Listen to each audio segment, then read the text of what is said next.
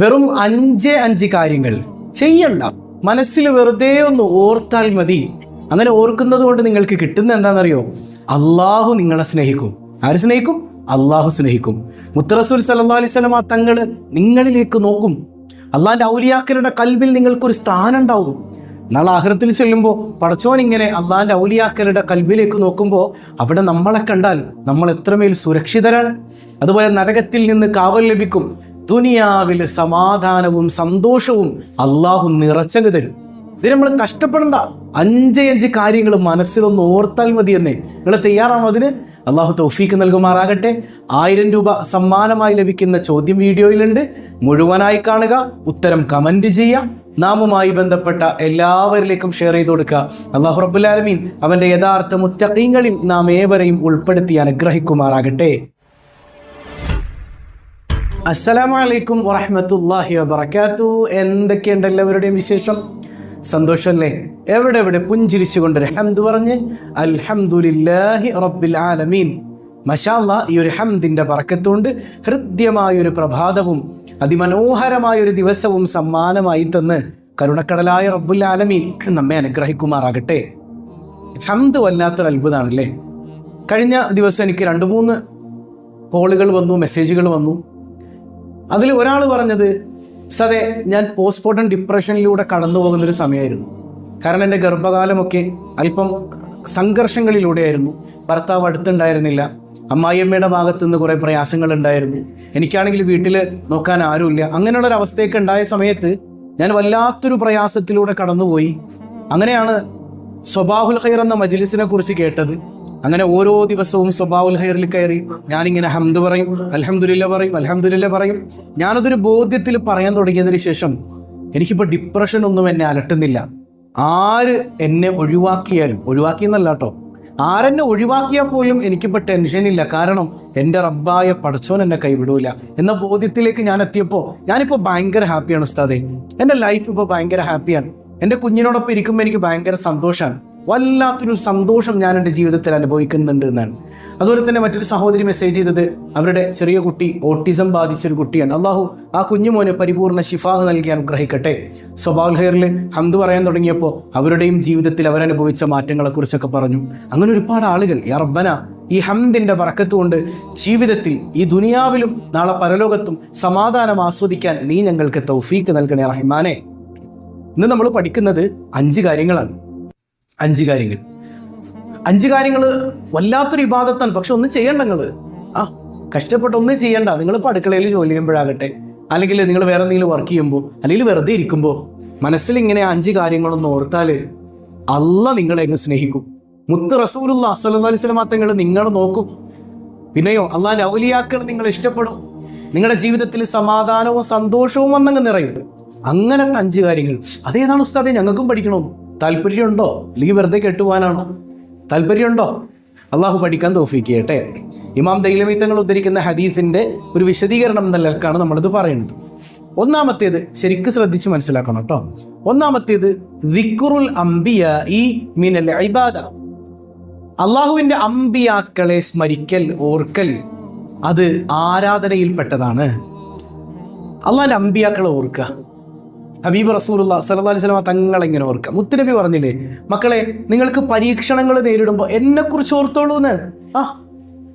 സ്വന്തം കുഞ്ഞിനെ കബറടക്കിയ ഒരു ബാപ്പയാണ് മുഹമ്മദ് മുസ്തഫ സ്വല്ലല്ലാഹു അലൈഹി വസല്ലം അല്ലേ?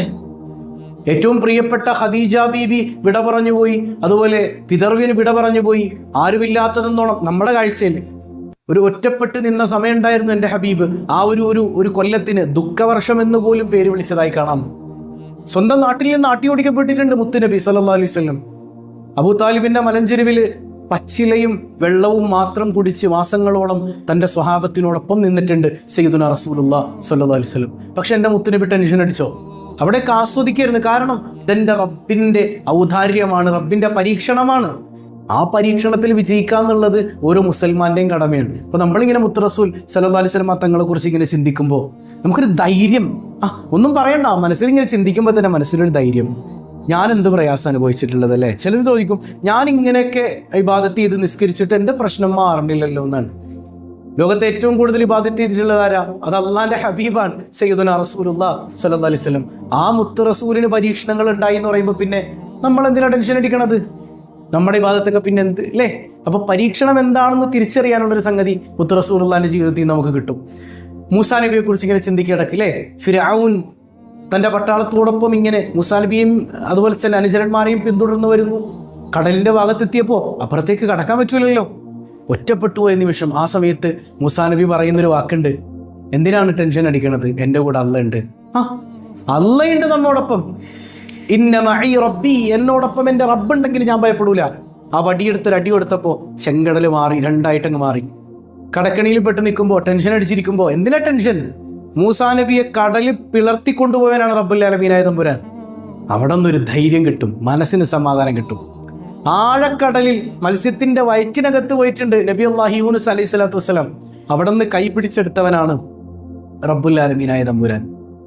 നിങ്ങൾക്ക് പറഞ്ഞത് മനസ്സിലാവുന്നുണ്ട്? അപ്പം ഏത് ടെൻഷൻ ആണെങ്കിലും അതൊക്കെ മാറാൻ ഈ ചിന്ത മതിയെന്നേ. അതൊരു പ്രണയത്തിലൂടെയാണെങ്കിലും ആ ഓർമ്മ എന്ത് രസമായിരിക്കും. മഹാനായ അബൂബക്കറിന് സിദ്ദീഖ് റളിയല്ലാഹു അൻഹു വീട്ടിലിരുന്നിട്ട് പറ്റണില്ല, നേരെ ഓടി മദീനത്തേക്ക് വരും, പള്ളിയിലേക്ക് വരും. റസൂലുള്ളാഹിനെ ഇങ്ങനെ നോക്കും, തിരിച്ചു പോകും. പിന്നെയും പറ്റുന്നില്ല, ഓടി വരും, വീണ്ടും നോക്കും, പിന്നെ തിരിച്ചു പോകും. എന്താണ് അബൂബക്കർ, എന്താണ് പറ്റിയത്? റസൂലുള്ളാഹി ചോദിക്കുന്നുണ്ട്. ഒന്നുമില്ല നബിയെ, അങ്ങയെക്കുറിച്ചുള്ള ഓർമ്മകളാണ് മനസ്സ് മുഴുവൻ, കാണാതിരിക്കാൻ പറ്റണില്ല നബിയെ. കാണാൻ കൊതിയായിട്ടാണ് ഓടി വരുന്നത്. ഒന്ന് കണ്ട് തിരിച്ച് വീട്ടിലെത്തുമ്പോൾ വീണ്ടും കൊതി തോന്നും, വീണ്ടും ഞാൻ വരികയാണ് നബിയെ. സയ്യിദുനാ അബൂബക്കറിന് സിദ്ദീഖ് റളിയല്ലാഹു അൻഹു. ആ ഓർത്താൽ മുത്തുനബി ഇങ്ങനെ ഓർക്കുമ്പോഴേക്ക് രോമകൂപങ്ങൾ എഴുന്നേറ്റ് നിൽക്കണം. അവിടത്തോടുള്ള പ്രണയം കൊണ്ട് മനസ്സ് നിറയണം. സല്ലല്ലാഹു അലൈഹി വസല്ലം. സയ്യിദുനാ സൗബാൻ റളിയല്ലാഹുവിന്റെ ചരിത്രമൊക്കെ നമുക്കറിയില്ലേ? അവിടത്തേക്ക് പനി ബാധിച്ച് ആകെ ക്ഷീണിച്ചു പോയി. റസൂലുള്ളാഹി ചോദിക്കുന്നുണ്ട്, എന്തു പറ്റി സൗബാൻ? യാ റസൂലല്ലാഹ്, ഇവിടുത്തെ കാര്യങ്ങളിലൊന്നും എനിക്കൊരു ടെൻഷനും ഇല്ല കേട്ടോ. നാളെ ഈ സൗബാൻ മരിച്ച് സ്വർഗത്തിൽ ചെന്നാൽ തന്നെ, സ്വർഗത്തിൽ പോയാൽ തന്നെ സ്വർഗത്തിൻ്റെ ഏതെങ്കിലും ഒരു മൂലക്കായിരിക്കും. അങ്ങ് ഏറ്റവും ഉന്നതിയിലായിരിക്കുമല്ലോ നബിയെ. നാളെ സ്വർഗത്തിൽ വരുമ്പോൾ എനിക്ക് അങ്ങേ കാണാൻ പറ്റില്ലല്ലോ എന്ന് ആലോചിച്ചപ്പോൾ എനിക്ക് ഭക്ഷണം ഇറങ്ങണില്ല, വെള്ളം ഇറങ്ങണില്ല, സഹിക്കാൻ പറ്റണില്ല. യാ റസൂലല്ലാഹ് സയ്യിദുനാ സൗബാൻ. ഇതാണ് ഹബീബിനെ കുറിച്ച് ഇങ്ങനെ ചിന്തിക്കുമ്പോൾ വല്ലാത്തൊരു പ്രണയ നിമിഷങ്ങളിലൂടെ കടന്നു പോകും. നമ്മുടെ ജീവിതം അങ്ങ് മാറി മറിയും. സുബ്ഹാനക യാ റബ്ബ്. ആ ഓർമ്മകളുടെ ഒരു പരിസമാപ്തിയാണ് യഥാർത്ഥത്തിൽ ഈ മദ്ഹിലൂടെ മൗലിദിലൂടെ ഒക്കെ പുറത്തോട്ട് വന്നത് ഇല്ലേ? ഇന്ന ബൈതൻ അൻത സാകിനുഹു ലൈസ മുഹ്താജൻ ഇലാ സുറുജി. മുത്ത് റസൂലുള്ളാഹിയുള്ള ഖൽബിൽ, മുത്ത് റസൂലുള്ളാഹിയുള്ള വീട്ടിൽ വേറൊരു വിളക്കെന്തിനാ? വേറൊരു വിളക്കെന്തിനാ? ഈ കൽബിൽ എൻ്റെ ഹബീബിനെ കുറിച്ചുള്ള സ്മരണ ഉണ്ടെങ്കിൽ ആ വിളക്ക് മതി. അതിങ്ങനെ വിളക്കായി പ്രോജ്വലിച്ച് നിൽക്കും. അവിടെ പിന്നെ ടെൻഷൻ ഇല്ല, ഡിപ്രഷൻ ഇല്ല, പ്രയാസങ്ങളില്ല, പരിഭവങ്ങളില്ല. അടിപൊളി ലൈഫ് ആസ്വദിക്കാൻ പറ്റും. ഒന്നാമത്തേത് വെറുതെ ചിന്തിച്ചാൽ മതി, അള്ളാൻ്റെ തൃപ്തി, മുത്ത് ഹബീബിൻ്റെ നോട്ടമൊക്കെ കിട്ടാൻ. ആ ചിന്ത അവസാനം ഇഷ്ടമുള്ളവർ, പ്രണയമുള്ളവരുടെ വായിൽ നിന്ന് മദ്ഹുകളായും സ്വലാത്തുകളായും ഒക്കെ ഇങ്ങനെ പുറത്തേക്ക് വരും. ഒന്നാമത്തേത് അതാണ്. രണ്ടാമത്തേത് ദിക്റു സ്വാലിഹീന കഫാറ. അള്ളാൻ്റെ ഔലിയാക്കൾ, സ്വാലിഹീങ്ങളില്ലേ, സ്വഹാബത്ത്, താബിഈങ്ങൾ, ഔലിയാക്കൾ മുഴുവനും അവരെ കുറിച്ചൊക്കെ സ്മരിക്കുമ്പോൾ അത് പാപങ്ങളെ പൊറുപ്പിക്കുന്നതാണ്. നമ്മുടെ മുഴുവൻ ചെറുപാപങ്ങളും പൊറുച്ചു തരാൻ അള്ളാൻ്റെ ഔലിയാക്കളെ കുറിച്ച് ഇങ്ങനെ ഓർച്ചാൽ മതി എന്നാണ്. വെറുതെ ഇരിക്കുമ്പോൾ ഔലിയാക്കളെ കുറിച്ച് ഇങ്ങനെ ഓർക്കുക. അബൂബക്കർ സിദ്ദീഖ് തങ്ങൾ സഹിച്ച ത്യാഗം, ഉമർ റളിയല്ലാഹു അൻഹു, ഉസ്മാൻ, അലി റളിയല്ലാഹു അൻഹുമ അവരൊക്കെ അനുഭവിച്ച വേദനകൾ. ഇപ്പോൾ മുഹറം മാസാണ്, സയ്യിദുന ഹുസൈൻ റളിയല്ലാഹു അൻഹു അനുഭവിച്ച ത്യാഗങ്ങൾ.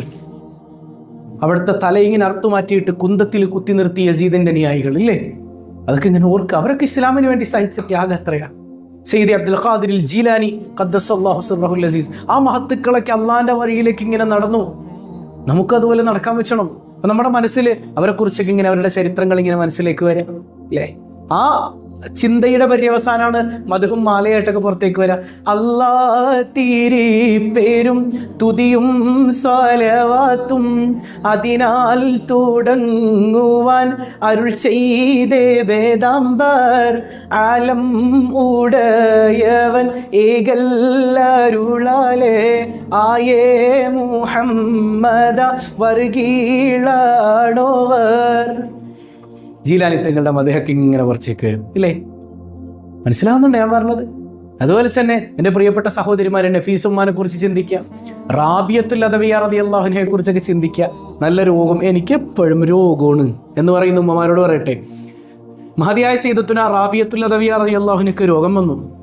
അപ്പൊ അന്ന് താബിയങ്ങളിൽ പ്രമുഖനായ സുഫിയാൻ റളിയല്ലാഹു അൻഹു ചോദിക്കുന്നുണ്ട്, അല്ല റാബിയ, നിങ്ങൾക്കൊന്ന് ദ്വാരുന്നൂടെ അള്ളഹാനോട്? നിങ്ങൾക്ക് ദ്വാരുന്നൂടെ അള്ളഹാനോട്? അപ്പോൾ റാബിയ ബീവി പറയുന്ന മറുപടി എന്താ? കാരണം അങ്ങനെ ചോദിക്കാൻ കാരണമുണ്ട്. ഒരുപാട് ആളുകൾ റാബിയ ഉമ്മാടെ അടുത്ത് വന്നിട്ട് എൻ്റെ രോഗം ഒന്ന് മാറാൻ ദ്വാരക്കണേ എന്ന് പറയുമ്പോൾ, എനിക്ക് രോഗമാണെന്ന് പറയുമ്പോൾ ആ നിമിഷം തന്നെ അള്ളഹാനോട് ദ്വാരക്കും. അപ്പം തന്നെ അയാളുടെ രോഗം മാറിപ്പോകും. അങ്ങനെയുള്ള റാബിയ ഉമ്മ രോഗം ബാധിച്ച് കിടക്കാൻ സയ്യിദത്തുന റാബിയത്തുൽ അദവിയ്യ റളിയല്ലാഹു അൻഹ. അപ്പോഴാണ് സുഫിയാൻ നിങ്ങൾ ഇത് ചോദിക്കുന്നത്. ഉടനെ അവിടെ നിന്ന് പറയുന്നുണ്ട്, ഓ സുഫിയാൻ, അള്ളാഹു രോഗം തരുന്നത് എന്തിനാ? അള്ളാഹു റബ്ബുൽ ആലമീൻ നമുക്ക് രോഗം തരുമ്പോൾ നമ്മളതിൽ തൃപ്തിപ്പെട്ടാൽ നമ്മുടെ പാപങ്ങളൊക്കെ കരിച്ചു കളയും. ഈ റാബിയ പാപിയാണ്. ഏത് അള്ളാന്റെ ഔലിയാക്കളിൽപ്പെട്ട മഹദിയാണ് ഈ പറയുന്നത്. പാപിയായ റാബിയയെ ആ പാപങ്ങളൊക്കെ കരിച്ചു കളഞ്ഞ് അള്ളാഹു റബ്ബുൽ ആലമീൻ ഇങ്ങനെ സ്നേഹിക്കാൻ. അതുകൊണ്ട് ഈ രോഗം എനിക്ക് അനുഗ്രഹമാണ്. എൻ്റെ പാപങ്ങൾ കരിക്കാനുള്ള ആയുധമാണ്, എൻ്റെ പദവി ഉയർത്താനുള്ള ആയുധമാണ്. അപ്പൊ യഥാർത്ഥത്തിൽ ഈ രോഗം എനിക്ക് അനുഗ്രഹമാണ്. ഈ അനുഗ്രഹം മാറ്റാൻ ഞാൻ അള്ളാഹിനോട് എങ്ങനെ പറയും? എനിക്ക് ഈ അനുഗ്രഹം വേണം. സയ്യിദത്തുന റാബിയത്തുൽ അദവിയ്യ. ഇതൊക്കെ ഇങ്ങനെ ചിന്തിക്കുമ്പോൾ മുട്ടുവേദന എടുത്തിരിക്കണം മാമായാണെങ്കിൽ, എന്ത് മുട്ടുവേദന, അങ്ങോട്ട് പോട്ടെ പുള്ളേ, ഞാൻ ചിരണ്ടാൻ തേങ്ങാന്ന് പറഞ്ഞ് ഇറങ്ങി വരും ഇല്ലേ? അതാണ് നമ്മൾ അള്ളാഹിന്റെ ഔലിയാക്കളെ കുറിച്ച് ഇങ്ങനെ ചിന്തിക്കുക. അവരുടെ ജീവിതമൊക്കെ മനോഹരമായി ഉള്ളിലേക്ക് ഇങ്ങനെ വരുമ്പോൾ അല്ലേ, ബിസ്മിയും ഹംദും സലാത്തും നൽസലാമും മുന്നേ പിള്ളിനഫീസത്തുമാല ഞാൻ തുടങ്ങിയിടുന്നേ. മുഷ്ഫിഉൻ മുഫല്ലലുൻ മുഖദ്ദമുൻ നൂറുല്ലാഹ് മൂസിലുൻ മുഹൈമിനുൻ മുബല്ലിഉൻ സഅദുല്ലാഹ് ലാ ഇലാഹ ഇല്ലല്ലാഹു. 2 ദിവസമായിട്ട് പനിയും ഇതൊക്കെ ആയതുകൊണ്ട് ശരിക്കും കൂടെ ചൊല്ലാൻ പറ്റണം. നിങ്ങൾ ചൊല്ലിയാൽ മതി. അൽഹംദുലില്ലാ. ഏതായാലും അല്ലാഹു റബ്ബുൽ ആലമീൻ ആ മഹത്തുക്കളുടെയൊക്കെ മദദ് നമുക്ക് തന്നെ അനുഗ്രഹിക്കട്ടെ. അപ്പോൾ അള്ളാഹിൻ്റെ ഔലിയാക്കളെ കുറിച്ച് ഇങ്ങനെ ധാരാളം ചിന്തിക്കുക. മൂന്നാമത്തെ ദിക്ർ, മൂന്നാമത്തെ സ്മരണ ഏതാണ്? മൂന്നാമത് ഓർക്കേണ്ടത് ദിക്റുൽ മൗത്തി സ്വദഖ. ദിക്റുൽ മൗത്ത്, മരണത്തെക്കുറിച്ചുള്ള ഓർമ്മകൾ. മരണത്തെക്കുറിച്ച് ധാരാളം ഓർക്കുക. അത് സ്വതക്കയാണെന്നാണ്. അത് സ്വതക്കയാണ്. കയ്യിൽ 5 പൈസ ഇല്ല, എന്തെങ്കിലുമൊക്കെ ദാനം ചെയ്യണമെന്നുണ്ട്, 5 പൈസ കയ്യിലില്ല, ടെൻഷൻ അടിച്ചിരിക്കണം, നിങ്ങൾ മരണത്തെക്കുറിച്ച് ഓർത്തുള്ളൂ എന്നാണ് അല്ലേ? ഈ മരണത്തെക്കുറിച്ച് ഓർച്ചാൽ നമ്മൾ നന്നാവും. ഓർക്കാറുണ്ടോ നിങ്ങൾ മരണത്തെക്കുറിച്ച്? ഏത് സെക്കൻഡിലാണ് മരണം നമ്മളെ വന്ന് ഭവിക്കുക? വയസ്സന്മാർ മാത്രമാണോ എപ്പോഴും മരിച്ചു പോണത്? അല്ലല്ലോ, ചെറുപ്പക്കാരും ചെറിയ കുഞ്ഞുങ്ങളൊക്കെ മരിക്കണില്ലേ അല്ലേ? ഖുർത്തുബി റളിയല്ലാഹു അൻഹു പറയണില്ലേ, ഒരു രാജാവ്, ആ രാജാവിൻ്റെ വൈദ്യൻ വന്നിട്ട് പറയുന്നുണ്ട്, രാജാവേ നാളെ അങ്ങ് മരിച്ചു, 1 ദിവസം കൂടെ അങ്ങേക്ക് ആയുസുള്ളൂ. നല്ല സ്പെഷ്യലിസ്റ്റായ ഡോക്ടറാണ് ആ പറയണതെങ്കിൽ, അല്ലെങ്കിൽ നമ്മളോട് പറയണം എനിക്ക് ക്യാൻസറാണ്, 6 മാസമാണ് നിങ്ങളുടെ ഒരു ടൈം പീരീഡ്, 6 മാസത്തിന് ശേഷം നിങ്ങൾ ഉണ്ടാവില്ല എന്നെങ്ങാനും പറയുകയാണെങ്കിൽ ആ രാജാവിന് ആ സിംഹാസനത്തിൽ ഇരിക്കുമ്പോൾ വല്ല സുഖം ഉണ്ടാവോ? ആ വെഞ്ചാമര കട്ടിലിൽ പോയി കിടക്കുമ്പോൾ രാജാവിന് വല്ല സുഖം ഉണ്ടാവും? ഇതുപോലെ ഇതിനേക്കാൾ അടുത്ത്, കണ്ടനാടിയേക്കാൾ അടുത്ത് മരണം നിപ്പുണ്ട്, ചെരുപ്പിൻ്റെ വാറിനേക്കാൾ അടുത്ത് മരണം നിപ്പുണ്ട്. അത്ര ക്ലോസായ മരണം. ആ മരണത്തെ പേടിച്ചില്ലെങ്കിൽ എപ്പോഴാണ്? എന്ത് പേടി? എൻ്റെ റബ്ബിൻ്റെ മുമ്പിലേക്ക് ചെല്ലുമ്പോൾ ഞാൻ എന്താ എൻ്റെ റബ്ബിൻ്റെ മുമ്പിൽ സമർപ്പിക്കുക? ഇത്രയും നന്ദി കെട്ട അടിമയായി പോയല്ലോ ഞാനെന്ന ചിന്ത നമ്മുടെ കൽബിൽ വേണ്ടേ? അത് നമ്മളെ നന്നാക്കും. ആ മരണചിന്ത നമ്മളെ നേർവഴിയിലാക്കും അല്ലേ? 1 സെക്കൻഡ് തരുവല്ല. ഇസ്രായേൽ വന്ന് റൂഹ് ഓടിക്കുമ്പോൾ നമ്മൾ ചോദിക്കും, 1 സെക്കൻഡ് തരുവല്ല? കല്ലാ, ആ സമയമൊക്കെ കഴിഞ്ഞു പോയി. നാളെ നരകത്തിൻ്റെ ഒരു ഗർജന ഉണ്ടെന്ന് സയ്യിദുനാ റസൂലുള്ളാഹി സ്വല്ലല്ലാഹു അലൈഹി വസല്ലം. നരകത്തെ ഇങ്ങനെ വലിച്ചു കൊണ്ടുവരുമ്പോൾ നരകം ഗർജിക്കും, അട്ടഹസിക്കും, എനിക്ക് ഭക്ഷണം താ എന്ന് പറഞ്ഞിട്ട് ഇങ്ങനെ അലറി വിളിക്കും. ആ സമയത്ത് നമ്മൾ ചോദിക്കും, പഠിച്ചോനെ ഞാനൊന്ന് നന്നായി ജീവിച്ചിരുന്നെങ്കിൽ എത്ര നന്നായിരുന്നു, അല്ലാ. കല്ലാ, അത് പറയാനുള്ള സമയം ഇതല്ല, അതൊക്കെ കഴിഞ്ഞുപോയി എന്ന് അള്ളാഹു പറയും പരിശുദ്ധ ഖുർആൻ. അപ്പോൾ മരണത്തെക്കുറിച്ച് ഓർത്താൽ നമ്മുടെ ജീവിതം നന്നാവും. ഇതിങ്ങനെ ഓർക്കുന്നതിലൂടെ നമ്മൾ നല്ലത് ചെയ്യും, നമ്മുടെ പ്രവർത്തനമൊക്കെ മാറുന്നേ. അപ്പോൾ അള്ളാഹ്ക്ക് നമ്മളെ ഭയങ്കര ഇഷ്ടം. 4ാമത്തെ ഓർമ്മ എന്ന് പറഞ്ഞാൽ ദിക്റുന്നാരി മിനൽ ജിഹാദ്. അള്ളാഹിന്റെ മാർഗത്തിൽ ധർമ്മസമരം ചെയ്യാൻ നമ്മളെ കൊണ്ട് പറ്റുമോ? യുദ്ധം ചെയ്യാൻ പറ്റുമോ? ഇല്ല. എന്നാൽ ബദരീങ്ങളുടെ ഒപ്പം എത്തിയില്ലെങ്കിലും അവർ നടന്ന വഴിയിലൂടെ നടക്കാൻ നിങ്ങൾ നരകത്തെക്കുറിച്ച് ധാരാളം ഓർക്കണേ എന്നാണ്. നരകത്തെക്കുറിച്ച് ഒരുപാട് കേട്ടിട്ടുണ്ട്. പ്രത്യേകിച്ച് അടുക്കളയിലൊക്കെ ജോലി ചെയ്യുമ്പോൾ നരകത്തെക്കുറിച്ചൊക്കെ ചിന്തിക്കുക. ആ തീ ഇങ്ങനെ കത്തുന്ന നിങ്ങൾ കാണുന്നില്ലേ? ആ തീ കൊണ്ടിട്ട് എത്ര തവണ നിങ്ങൾക്ക് പൊള്ളലേറ്റിട്ടുണ്ടാവും? ഈ ലോകത്തുള്ള മുഴുവൻ തീയും 70 ഇരട്ടി കത്തിച്ച്, 1000കണക്കിന് വർഷം കത്തിച്ച് ഇന്ന് കറുകറുത്ത തീയാണ് നരകത്തിലുള്ളത് എന്ന് സയ്യിദുനാ റസൂലുള്ളാഹി സ്വല്ലല്ലാഹു അലൈഹി വസല്ലം.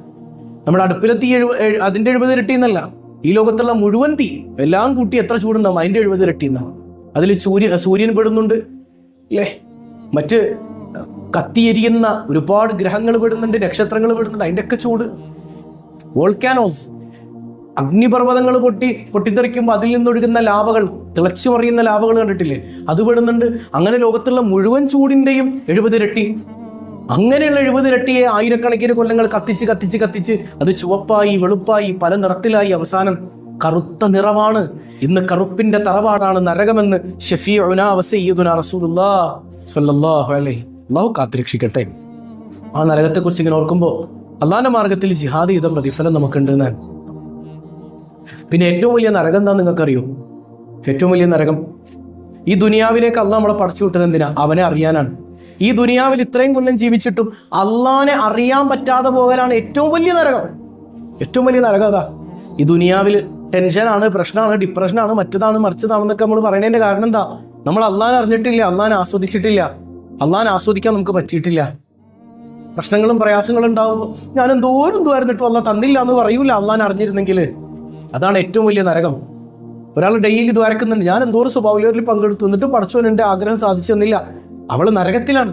ഏത് നരകത്തിൽ? ഈ ദുനിയാവിലെ നരകത്തിലാണ്. കാരണം എന്താ? അങ്ങനെ ഒരാൾ പറയൂല അള്ളാഹ്ക്കറിയാം എപ്പോൾ തരണമെന്ന്. അള്ളാഹ് റബ്ബാണ്, ഗുണമുള്ളതേ തരൂ, നമ്മൾ ചോദിക്കുന്നതൊക്കെ തരൂല. നീ ചോദിക്കുന്നത് ഗുണമായിരിക്കില്ല എന്ന് ചിലപ്പോൾ അള്ളാഹ്ക്കറിയാം. നിനക്ക് ചിലപ്പോൾ അത് ഗുണമായിരിക്കില്ല എന്ന് ആർക്കറിയാം? അള്ളാഹ്ക്കറിയാം. നിനക്കത് ഗുണമായിരിക്കില്ല എന്ന് അള്ളാഹുവിനെ അറിയൂ, അല്ലേ? നമുക്കറിയില്ല. അതുകൊണ്ട് അങ്ങനെ അറിയുന്ന റബ്ബ് ചിലപ്പോൾ അത് തരൂല. ചിലപ്പോൾ നിന്നെ പരീക്ഷിക്കാനും വേണ്ടി തന്നേക്കാം. അപ്പൊ തന്നോ തരാത്തതൊന്നും അല്ല ഇവിടുത്തെ വിഷയം. അല്ലാ എൻ്റെ റബ്ബ് ഹൈറാണെങ്കിൽ എനിക്ക് തരും, ഗുണമുണ്ടെങ്കിൽ എനിക്ക് തരും എന്നുള്ള ബോധ്യമാണ്.